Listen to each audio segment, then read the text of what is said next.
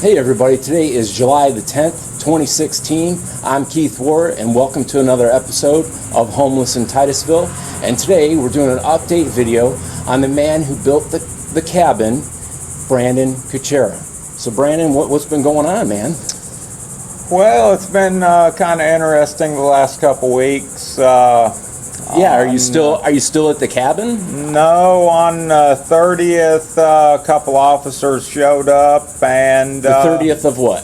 Of which month? of June. Okay. And they said they had to enforce the trespass order that had been issued against me. Okay. The cops were nice enough, but I guess they, said it came from higher up. The officer said it came across his desk. He didn't want to have to do it, but he came out and arrested me for being in my cabin, for living there in the woods. Wow.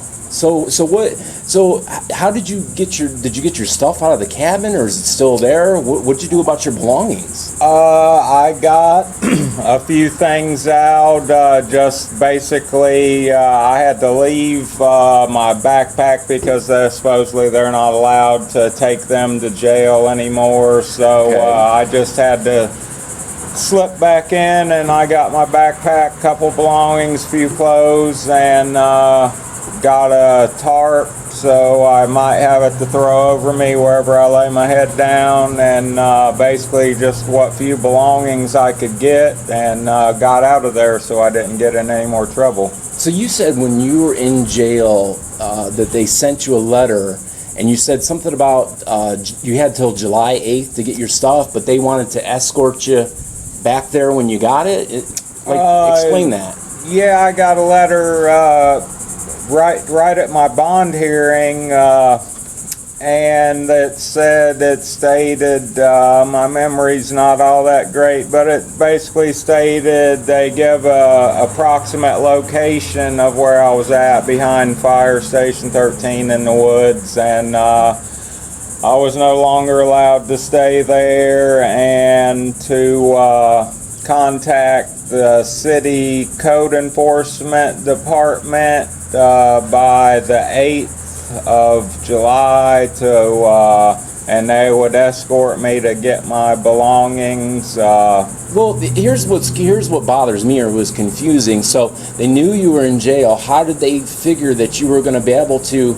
How did they even know you'd be out of jail by the 8th, that you'd be able to even do this? Yeah, it doesn't even sound fair. It was fortunate that I got out. I had to plead guilty to the case, which I didn't really want to do, but I didn't want to be in jail for 30 days or however long to my trial. Right. So I went ahead and pled guilty. But yeah, like you said, I could have been, if I would have wanted to challenge the case, I would. And you would have been willing to give up 30 days of your life.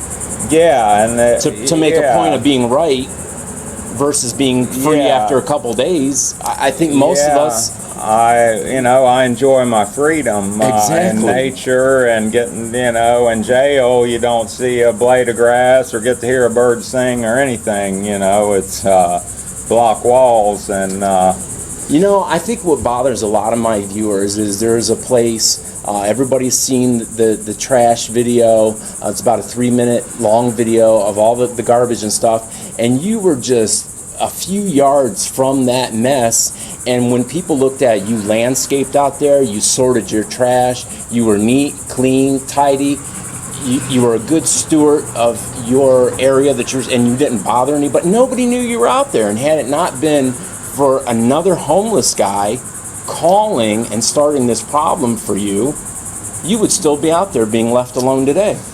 Yeah. People thought it was my video that gave up your location, but it was actually another homeless man. The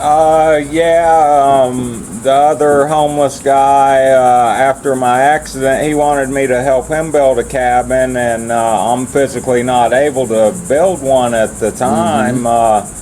And he got upset about that and called. He was jealous. Yeah, he got jealous, and he has, I guess, some mental issues. And he got jealous, called code enforcement, and that started this whole process of me basically not having anywhere to stay except wherever I can find a shady, cool spot to lay my head now, which is getting more challenging by the day, as hot as it is out. And do you have a tent? I mean, like, what are you doing? Are you in the open air? I slept behind a gas station the other night, or no, it wasn't a gas station. It was an old bank or old store that's abandoned. I slept behind it on the concrete, which wasn't a very pleasant experience. It wasn't like being in my cabin. You know, I had to fight mosquitoes and lay on the concrete and toss and turn, and really didn't get much rest. Right. And it's just been ongoing. You know, I had a nice little bunk in my cabin that was comfortable, but I haven't slept on a mattress in quite some time now. Well, at least since jail anyways. Well, but that's not exactly the place you want to be sleeping on a mattress. Yeah, and it's not much of a mattress. It's like a 4-inch thick piece of condensed, mashed down cotton. Little foam pad in the floor because they were overcrowded there, so I had to sleep in the floor there. But wow. So, you know, what's been going on with your health? Have you been going to the doctor and things like that? You know, about that car accident? Yeah, I've been going as much as I can. Like I say, with no income and not being able to work, it's a challenge. I have no insurance, and then I can't get any medications I need. I can always make my appointments. I have a chiropractor I have to try and get to, and a neurologist, orthopedic doctor that I need to kind of reschedule and set things back up with. So. Right, yeah, and it's got to be hard for you to contact the doctor and them to contact you. And then they have this work program being I'm under the age of 49, which I faxed them a paper from my doctor saying I was temporarily totally disabled, but my food stamps are cut off. Because of that able-bodied law. Yeah. But yet you've been injured since. And my SafeLink phone is cut off, so I had to. Thankfully, a few people in the community give me a few dollars where I was able to pay $20 and get a phone card, so I have a phone to start the process, being able to keep in touch with doctors and appointments and stuff. Right. But so how are you feeding yourself with the food stamps being gone? How much more difficult has it made feeding yourself? It's very difficult. I have a few food pantries in town that I go to, but being homeless, people don't understand it's a day-by-day thing. I can't get, because you have nowhere to take it. You can't store it anywhere. I can't build a fire and cook except here at the park. They have some fire pits at the park where I could cook a pack of hamburger meat, but if I go like St. Teresa's is a real good food charity. They give you lots of meat and stuff, but I have nowhere to keep it, unless I eat it all and feast all in one night. I can keep some canned stuff, but then, you have to deal with the animals, critters, coons getting in your bread or whatnot, cookies or donuts or anything you have. So it's ongoing. It's just people who haven't been there. It's a real struggle, and then with this summer weather, with it being having hot. to try and take a bath every day, or I want to take 2 or 3 baths a day because the time you get done taking a bath, you walk a quarter mile, you're already sweaty. Right. Yeah. But so it's been it's kind of a miserable time to be homeless in Florida. So what would make, look, I know ideally if somebody was able to take you in or help you out, and yes, guys, my viewers, I have told him about Horse Sisters Ranch, but we have to remember that Brandon is going through some physical difficulties right now and is under a doctor's care, so that's a little difficult. So if somebody did have something, I mean, obviously, if somebody could take in, that would be great. But if they weren't able to do that, what's the next best thing? What can somebody give you or do for you that would make your existence out here a little bit easier? Maybe basically nice tarps. Do you need like a tent?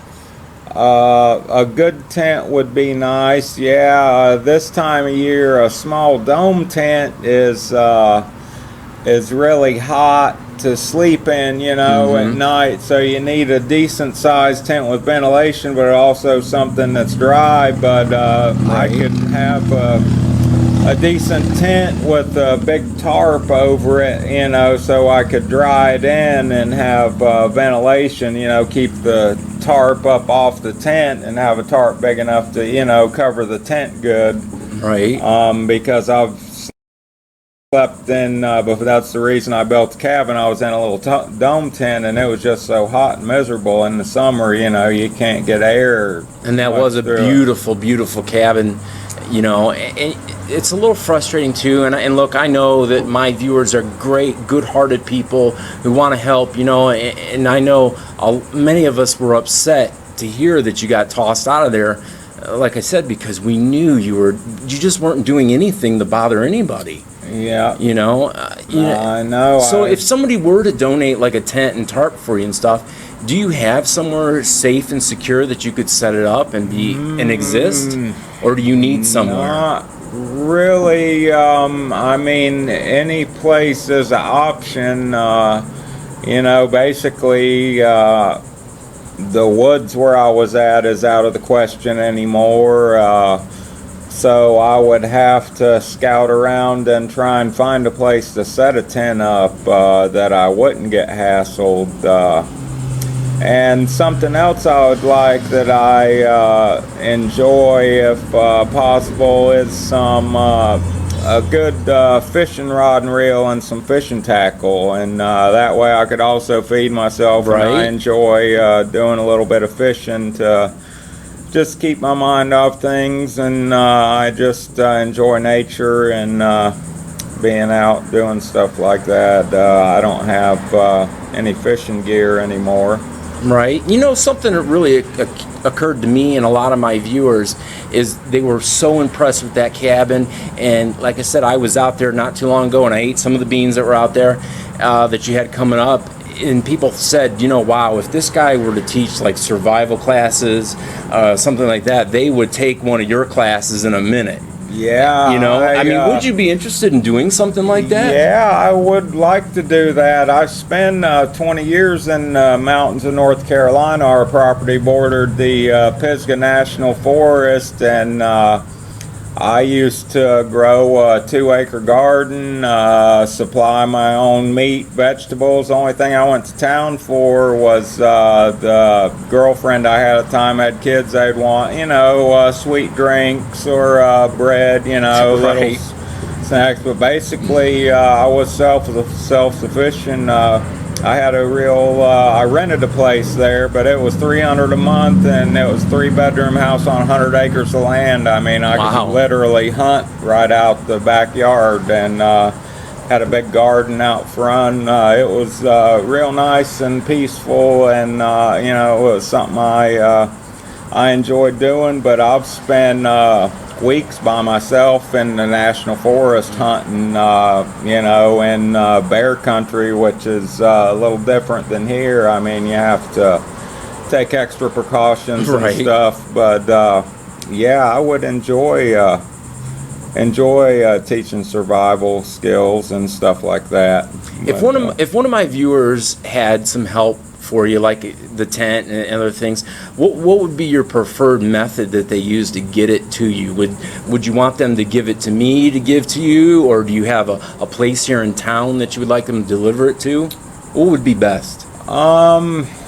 Yeah, either give it to you, or currently I just paid and got a track phone going. I do have a track phone number, but they could give it to you, and you could call. So would you be could okay call with me publishing that number or not? Or would you rather that kind of filter through me first?